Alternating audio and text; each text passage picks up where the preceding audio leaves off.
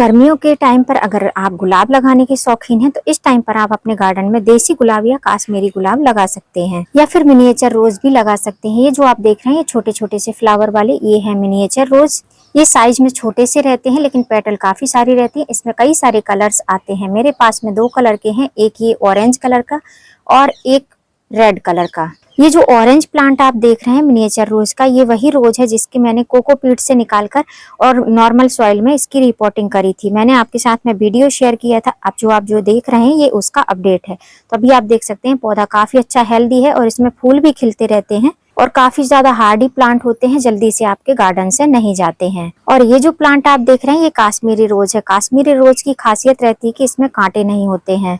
काश्मीरी रोज के फ्लावर गुच्छों में आते हैं। फ्रेग्रेंस की बात करें तो जैसे देसी रोज में फ्रेग्रेंस होती है वैसे ही सेम फ्रेग्रेंस इनमें कश्मीरी रोज में भी होती है। मैं अपने गार्डन के लिए एक नया देसी रोज खरीद कर लाई हूँ जो आज आपके साथ में शेयर करूंगी और उसको किस तरीके से लगाऊंगी जिससे कि गर्मियों में भी मेरा प्लांट बहुत अच्छे से हेल्दी चलता रहे और पूजा में चढ़ाने के लिए मुझे भगवान के लिए फूल मिलते रहें। हेलो फ्रेंड, मैं सबिता ग्रीन गार्डन गुजरात से।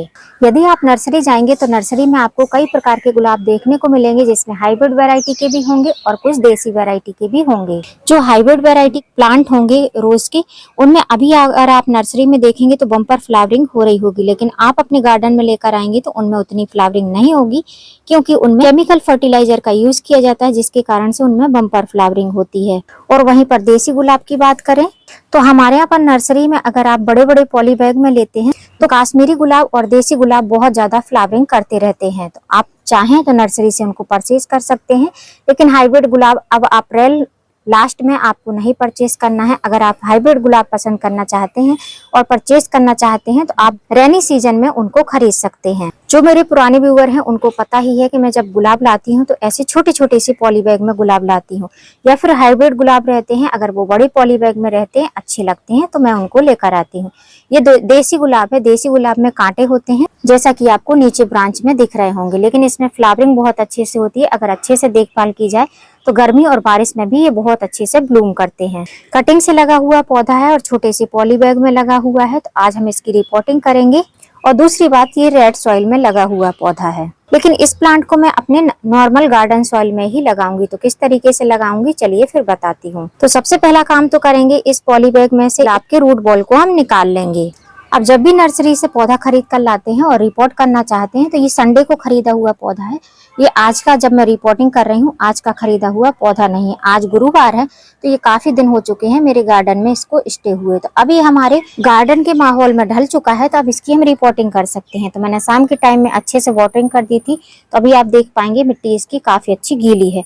तो जब भी रिपोर्टिंग करते हैं समर के टाइम में तो आपको याद रखना है कि इसकी मिट्टी को नम बनाकर रखना है, उसके बाद ही आपको रिपोर्टिंग करना है। अब यदि आप फर्स्ट टाइम रिपोर्टिंग कर रहे हैं तो एज इट इज बस पॉली बैग को आप कट करिए और इसको फाड़कर और एज इट इज आप ऐसे ही मिट्टी तैयार करके लगा सकते हैं। लेकिन मैं क्या करूंगी, इसकी मिट्टी को हाफ पार्ट तक मैं निकाल दूंगी। नीचे की जो मिट्टी है उसको मैं नहीं रखूंगी। ये काम आपको तभी करना है जब आप 1-2 बार गुलाब लगा चुके हैं और इस तरीके से रूट ओपन करके लगाते हैं और लग जाता है गुलाब। यदि आपको रिस्क लगता है तो आप एज इट इज ऐसे ही लगा सकते हैं। अब पानी भी आपको इतना ही डालना है कि जितना कि ऊपर से मिट्टी अच्छे से नम हो जाए। बहुत ज्यादा चिपचिपी मिट्टी नहीं होनी चाहिए। अगर आप रूट ओपन करना चाहते हैं तो ऐसी थोड़ी सी मिट्टी भुरभुरी होनी चाहिए जिससे कि आपको रूट को निकालने में दिक्कत ना हो, रूट टूटेंगे भी नहीं और आराम से मिट्टी भी हट जाएगी। क्योंकि ये जो रेड सॉइल रहती है काफी अच्छी भुरभुरी रहती है तो रूट उतना ज्यादा डैमेज नहीं होती है। तो इस तरीके से आपको इसको हटा देना। जैसे आप देखिए हाथ से पूरी मिट्टी निकल जा रही है, तो मैं हाफ से भी ज्यादा निकाल ले रही हूँ मिट्टी। बस इतना ही रूट बॉल रखूंगी। बस ये जो हाथ में आपको दिखाई दे रहा है इतना ही रूट बॉल में रखूंगी। अब इस प्लांट को मैंने यहीं रख दिया है। इसके बाद में हम इसके लिए सॉइल मिक्स बनाएंगे। सॉइल मिक्स के लिए आपको सबसे पहले लेना है गार्डन सॉइल, और दूसरे में लेना है आपको सैंड, और तीसरे में लेना है कोकोपीट, और चौथे में आपको लेना है कंपोस्ट। अब मैंने जो ली है ये मेरी प्रॉपर सॉइल है। इसमें सैंड भी मौजूद है और कोकोपीट भी मौजूद है। कोकोपीट कोई बहुत ज्यादा जरूरी नहीं है, कोकोपीट खाली मॉइस्चर ऐड करने के लिए होती है। तो मिट्टी जो रहती है वो पोषक तत्वों को अच्छे से एब्जॉर्ब करके रखती है। और दूसरे नंबर पर जो सैंड रहती है वो मिट्टी को भुरभुरा बनाती है। जैसे कि आप मेरी मिट्टी देख रहे हैं ये भुरभुरी है, क्योंकि इसमें साल दर साल सैंड की मात्रा बढ़ती जाती है, जिसके कारण से अब मैं इसमें सैंड नहीं मिला रही हूँ। अगर सैंड मिलाते मिलाते हर साल सैंड हम मिलाते रहेंगे तो मिट्टी की मात्रा कम हो जाएगी, सैंड की मात्रा ज्यादा हो जाएगी, तो उतने पोषक तत्व मिल नहीं पाएंगे, इसलिए मैंने सैंड नहीं मिलाया है।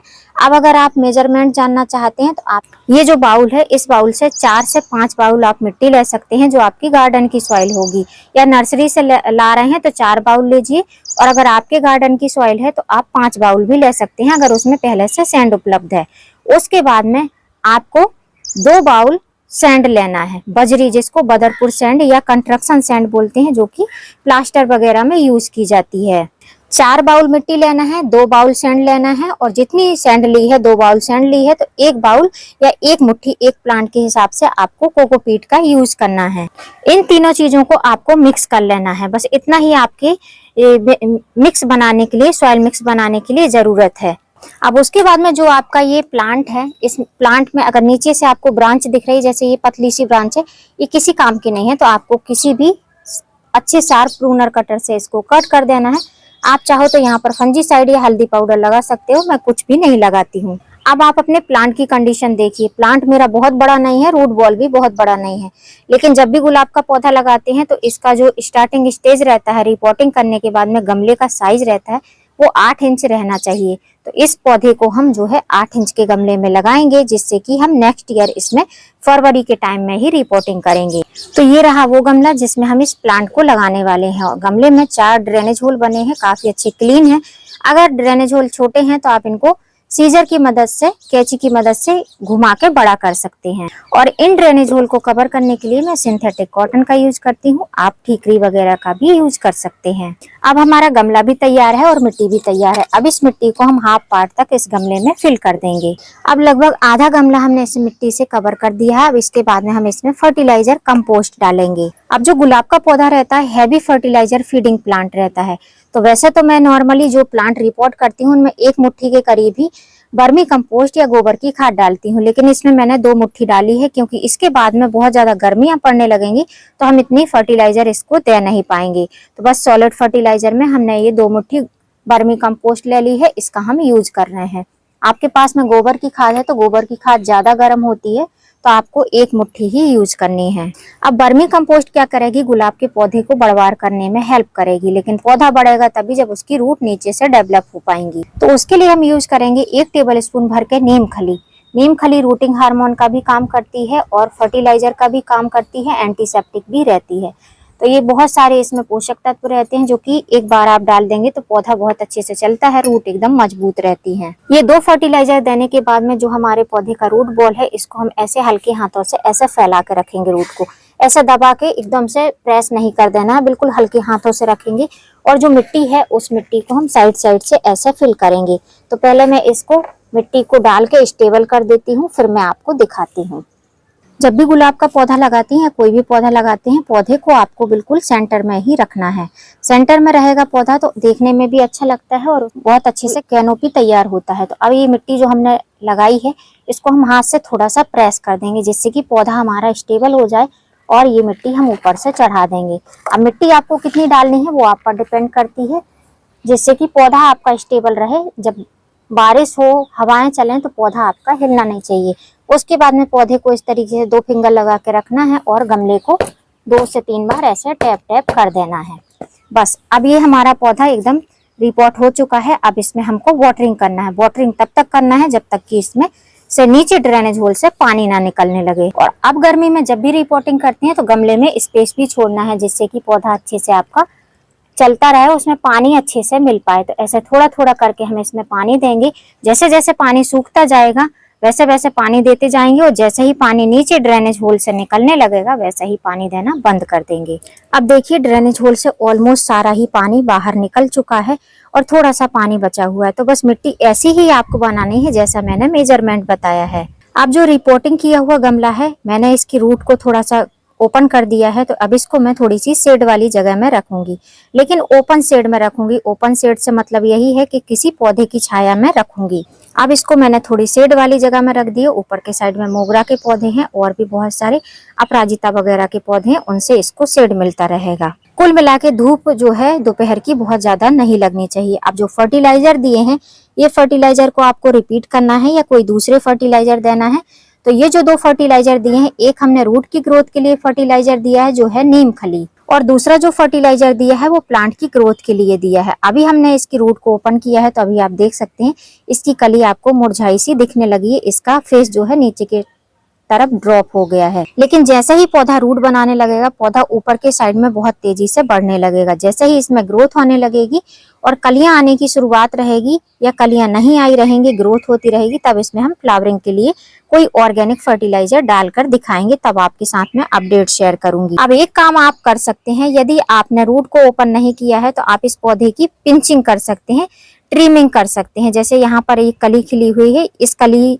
से आपको फ्लावर नहीं लेना है, इसको आपको यहाँ से थोड़ी सी सॉफ्ट से थोड़ी सी मीडियम ब्रांच रहती है, वहां से आपको कट कर देना है, तो यहाँ से 2 ब्रांच निकल कर आएंगी, तो पौधा आपका और भी घना हो जाएगा। जो मेरा 3 ब्रांच का पौधा है, ये 6 से 8 ब्रांच हो जाएंगी। लेकिन मैं अभी ये प्रोसेस नहीं कर सकती हूँ क्योंकि मैंने इसके रूट बॉल को डिस्टर्ब किया है। तो जब इसकी रूट बनने लगेंगी उसके बाद मैं छोटी छोटी सी पिंचिंग या प्रूनिंग कर दूंगी। गर्मियों का टाइम चल रहा है, मिट्टी में मॉइस्चर मेंटेन करके रखना है, ओवर वाटरिंग नहीं करना है, क्योंकि अगर आपके पास में मेरी तरह ऐसे छोटा सा पौधा है, पतली पतली ब्रांच का पौधा है, तो अगर ओवर वाटरिंग होगी तो ऐसे पौधे खराब हो जाते हैं। और यदि सेम आप मेरे तरीके को फॉलो करके आप अगर गुलाब का पौधा लगा रहे हैं, चाहे हाइब्रिड गुलाब हो या देसी गुलाब हो, सारे ही गुलाब आपके बहुत अच्छे से चलते रहेंगे। सेम फर्टिलाइजर डालेंगे तो पौधे कभी भी खराब नहीं होंगे। और जो मैंने ये सॉइल मिक्स बताया, ये आपका गर्मी में भी चलेगा, बारिश में भी चलेगा और सर्दियों में भी यही सॉइल मिक्स चलेगा। इसमें बिल्कुल भी पानी बहुत ज्यादा स्टोर नहीं होगा, तो सर्दी में भी पौधे खराब नहीं होंगे, बारिश में भी खराब नहीं होंगे। पौधे को हेल्दी बनाने के लिए गर्मी के टाइम में आपको इसमें पेस्टिसाइड का यूज करना पड़ेगा, जिसमें ऑर्गेनिक में आप नीम ऑयल का यूज कर सकते हैं। हफ्ते में एक बार अगर आप नीम ऑयल का स्प्रे करते रहेंगे और डेली इसमें साबरिंग करते रहेंगे तो पत्तियां काफी ज्यादा चमकदार रहेंगी, हेल्दी रहेंगी, तो पौधा भी अच्छे से रूट बना पाएगा। और पौधा जब अच्छा हेल्दी रहेगा तो ये ऊपर के साइड भी बहुत अच्छे से ग्रोथ करने लगेगा। तो फ्रेंड्स, ऐसे ही साधारण से तरीके से मैं गुलाब के पौधे को लगाती हूँ। यदि आप भी लगाना चाहते हैं तो अभी आप नर्सरी से लाकर पौधे को लगा सकते हैं। उम्मीद करती हूँ फ्रेंड वीडियो हेल्पफुल रहा होगा। वीडियो यदि अच्छा लगा हो तो वीडियो को लाइक करना, चैनल पे न्यू है तो चैनल को सब्सक्राइब करना बेल आइकन के साथ। फिर मिलूंगी किसी नई वीडियो में नए टॉपिक के साथ, तब तक के लिए हैप्पी गार्डनिंग।